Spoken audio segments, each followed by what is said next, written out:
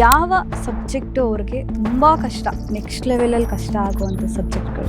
Maths ಸೈನ್ಸಲ್ಲಿ ಚೆನ್ನಾಗಿದ್ರೆ ಲ್ಯಾಂಗ್ವೇಜಸಲ್ಲಿ weak ಇದ್ದರೆ maths ಸೈನ್ಸಲ್ಲಿ ಚೆನ್ನಾಗಿರುತ್ತೆ. ಎಲ್ಲರಿಗೂ ಹೇಳ್ದಂಗೆ ನೀನು ಸ್ಪೆಲ್ಲಿಂಗ್ ಬರಲ್ಲ, ಒಂದು 20 ಸರಿ ಬರಿ, 50 ಸರಿ ಬರಿ, ಅಥವಾ ಅದನ್ನು ಬಾಯ್ ಹೆಟ್ ಮಾಡು, ಆ ಥರ ಹೇಳ್ತಾ ಹೋದರೆ ಡೆಫಿನೆಟಾಗಿ ಅವ್ರು ಕಲಿಯೋದಿಲ್ಲ. ಬ್ಯಾಕ್ ಬೆಂಚರ್ಸ್ ಒಂದು ನೆಗೆಟಿವ್ ಆಗು ಅನ್ಕೋತಾರೆ, ಪಾಸಿಟಿವ್ ಆಗು ಅನ್ಕೋತಾರೆ. ನಮ್ಮ ಈ ಸ್ಲೋ ಲರ್ನರ್ಸ್ ಅಥವಾ ಬ್ಯಾಕ್ ಬೆಂಚರ್ಸ್ಗೆ I am open for always. ನಮ್ಮ ಇನ್ಸ್ಟಿಟ್ಯೂಷನಲ್ಲಿ ಯಾವತ್ತು ಬ್ಯಾನರ್ ಬೀಳೋದು ಕಷ್ಟ. ಯಾಕೆ ಅಂತಂದರೆ ಅಲ್ಲಿ ನಡೆಯೋದೇ 30%ಇಂದ 80% ತೊಗೊಂಡೋಗಿದ್ದೀವಿ. ಓಕೆ, ಇವಾಗ ಗೌರ್ಮೆಂಟ್ ಬಂದು 35% ಇತ್ತು ಇವಾಗ ಓವರ್ ಆಲ್ ಮಾರ್ಕ್ಸ್ದು, ಇವಾಗ 33% ಮಾಡಿದ್ದಾರೆ. 2 ಮಾರ್ಕ್ಸಲ್ಲಿ ತುಂಬ ಏನು ವ್ಯತ್ಯಾಸ ಆಗಲ್ಲ ಅಂತ ನನ್ನ ಅಭಿಪ್ರಾಯ. Don't stick on for the 33 or 35.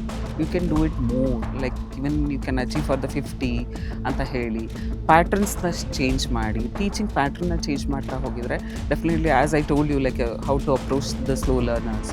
ನಿಮ್ಮ ಅಕಾಡೆಮಿಯ ಮೇನ್ ಅಜೆಂಡಾ ಏನು? ನಮ್ಮ ಅಕಾಡೆಮಿ ಮೇನ್ ಅಜೆಂಡಾ ಬಂದು ಬರೀ ಶಿಕ್ಷಣ ಮಾತ್ರ ಅಲ್ಲ, ಅವರನ್ನು ಸಮಾಜಕ್ಕೆ ತರುವಂಥದ್ದು, ಅದ್ರ ಜೊತೆಗೆ ಅವರು ಒಳ್ಳೆ ಸಿಟಿಸನ್ ಆಗುವಂಥದ್ದು, ಒಳ್ಳೆ ಸಂಸ್ಕಾರ ಕಲಿತು ಗುಡ್ ಸಿಟಿಸನ್ ಆಗುವಂಥದ್ದು, ಗುಡ್ ಹ್ಯೂಮನ್ ಬೀಯಿಂಗ್ ಆಗುವಂಥದ್ದು ನಮ್ಮ ಇನ್ಸ್ಟಿಟ್ಯೂಷನ್ನ ಮೇನ್ ಅಜೆಂಡಾ. ಲೇಟೆಸ್ಟ್ ಹಾಗೂ ಇಂಟ್ರೆಸ್ಟಿಂಗ್ ಸುದ್ದಿಗಳಿಗಾಗಿ ಬಾಸ್ ಟಿವಿ ಕನ್ನಡ ಚಾನೆಲ್ನ ಸಬ್ಸ್ಕ್ರೈಬ್ ಮಾಡಿ. ಹಾಗೆಯೇ ಬೆಲ್ ಐಕಾನ್ ಪ್ರೆಸ್ ಮಾಡಿ. ಇದರ ಜೊತೆಗೆ ಫೇಸ್ಬುಕ್, ಇನ್ಸ್ಟಾಗ್ರಾಮ್, ಎಕ್ಸ್ನಲ್ಲೂ ಮಿಸ್ ಮಾಡದೆ ಫಾಲೋ ಮಾಡಿ.